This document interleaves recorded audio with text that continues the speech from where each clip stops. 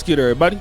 It's your boy, O'Shea Duke Jackson, back at it again with another episode of The Celebrity Junk. As we know, Cardi B and Offset are having a lot of problems. Most notably because Cardi B is a problem. Offset is a cheater, and she is a problem, right? That's suspicious. But I just don't really understand the logic of what's going on. They have a dusty relationship. Some people can just be rich as they want, but man, they just, once you become dusty in business and just, you live a struggle life, it doesn't matter how much money that you got. It just doesn't. I don't know why people think that it does. It doesn't, man. When you are that dusty, it doesn't matter. And you continuously see that with certain individuals. It's like, bro, like, how musty are you? How crusty are you? And how is that your wife or how is that your husband? But you're making like $30 million a year, but you still remain in the dust. Like, why did you make all that money to still be with the same kind of person that you could have found in the hood like Nicki Minaj? I'm sorry, I'm just gonna call it out. As much respect as Nicki Minaj get, you mean to tell me that her husband, Kenneth, whatever his name is, that she had to become Nicki Minaj to end up with a guy like that guy? Like Kenneth Petty. Like, you gotta be serious. You could have been nothing in life and ended up with him. Like, just go ahead and give all your money away to end up with a guy like that. But now, let me get on Cardi B. Cardi B is very similar. Also dusting it up. And she is going to admit on getting a BBL while pregnant in this country. You're like 17 weeks pregnant. And I'm like, what? She's like, actually, this part of the body shows that like you're like 17 and this one shows like you're 18. Like, I can't really figure it out. And I was like, no way. I only had sex one time this year. So then, she was like, do you want to like see it? Because I'm not even looking at the sonogram. I don't even want to see it. When I look, it was a whole baby. Like, I had it's not like a little bean type of It was a big baby. And then she was like, was you getting your period? And I was like, not really. I didn't get my period in February. And I got it really light in March, but I guess it was because, I just did a very like strong surgeries. Like I just removed, some part of my ass and I did a fibrosis removal. So anyways, like I was saying, right? I was like, damn, I was like, but Dr. G, like before I did my surgery, like I did a pregnancy test and I was negative. Like, first of all, when I went to Colombia, I was supposed to get my surgery done as soon as I got there. And they delayed my surgery for a week because I had I had a really bad cough. So I was like, I did blood work in New York, and I also did blood work in Colombia. Like, I came out negative. Like, I'm not pregnant. So then when I started thinking, I was like, I really had a real nasty night on New Year's.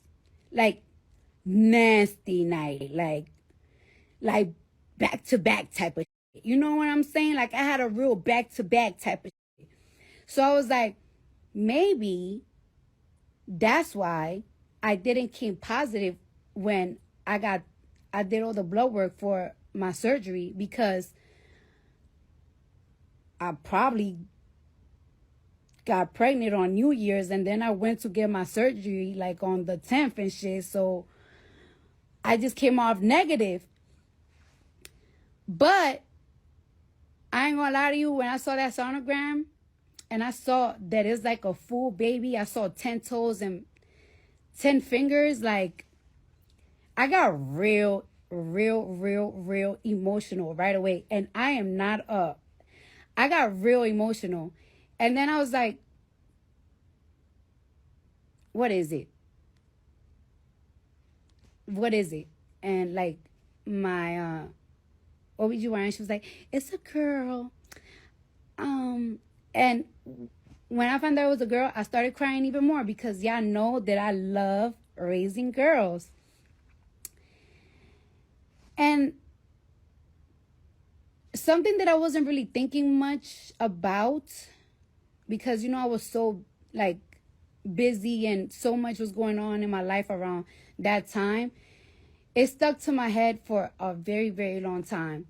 And I just felt like God was telling me, like, it's like, this is your baby. Like, I sent this baby to you. That's why you didn't know how long thing. And I really, really do. And I'm just so in love with my baby. She's so cute. Like, she is the cutest thing ever. She's such a tiny being. And I feel like after I gave birth to her, like, I have this whole, like, I don't know, like, I just have this sprout of energy. And yeah, I just really feel like God sent me that baby for me. Like, she's just like for me. Like, and I didn't tell my parents I was pregnant for a very long time because I was just scared to tell people. I didn't tell nobody for a long time. Like, not even my own parents. I didn't tell my sister or nothing because I didn't really want it, like, for them to judge me. Like, it's like, you're about to have 3 kids. Are you out of your mind? And I didn't show for a minute because, you know, like I said, I just got surgery. But after a while, you know what's so crazy? It wasn't even like my parents, they always come to my house. So it got to the point that I looked very pregnant, but they weren't even asking me. They was just looking at me like. And then one day my dad was like, he was like, you know, I could see you're pregnant. You're not going to tell me out your mouth that you're pregnant. And I was like, Dad, please don't make it awkward for me. So I heard that and I didn't know what in the weaving, what in the sandling was going on. And I thought, how silly is this person? This is somebody's mom. Okay. This is somebody's wife, which I just hope that in your lifetime, you didn't go to school and study and all of that. And then for you to end up with this person as your wife, because that means you have failed. I'm just going to tell you, that's exactly what you did. You have become a failure. If that is the case, if Cardi B or somebody like her is the best that you could have done in life, somebody who's rich getting a BBL in Colombia when you know what can happen there. I mean, just go somewhere else. Like, you don't even worry about it.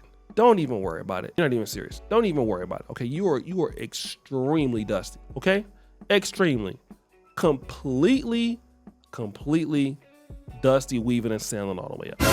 But let me just talk about this. The fact that you need to get a BBL anyway is interesting because if you were to put all of that effort into your actual attitude and your actual behavior, you wouldn't have, you probably wouldn't have ended up with Offset in the first place. If you would have really, basically not had that problem, you would have done that. But no, you can't. Okay. This is why so many ladies go around blaming men, and then just look at your dusty mentality. You're out there you're just dusty below zero. You know what I mean? You're out here just weaving and sailing and BBLing it up all the time. And you didn't even know that you were pregnant. Then you went and got a BBL and you did it in Colombia. I don't know. Maybe it's somebody, it's the world's best in Colombia. He knows how to deal with the struggle. I'm not sure. But it's just something that I would never tell somebody. And I know that Cardi B is like so open with her fans. And for those women who want to be like Cardi B, I want to let you know that this is how y'all gonna end up. With somebody dusty like an Offset, you're gonna end up with 3 kids, divorced, by yourself, and then you're gonna most likely probably end up taking care of a dude. Ladies don't like to hear that, man. They don't like to hear the fact that, you're gonna be taking care of a guy maybe. And you don't like that too much. I get it, but that's what's gonna happen for a lot of these chicks who are out there. You ladies are gonna be paying for some dudes. Just make sure your credit is good, get your credit card ready, and be willing to cha-ching it up. Because this is where y'all gonna be, a lot of ladies is going to be spending money on dudes. If you don't act like Cardi B, and that's gonna be your attitude, look, pull the card out and swipe it.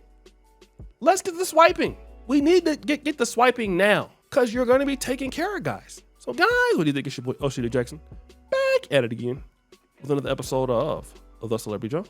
Producer for all that you do, subscribe to the bell. We're out.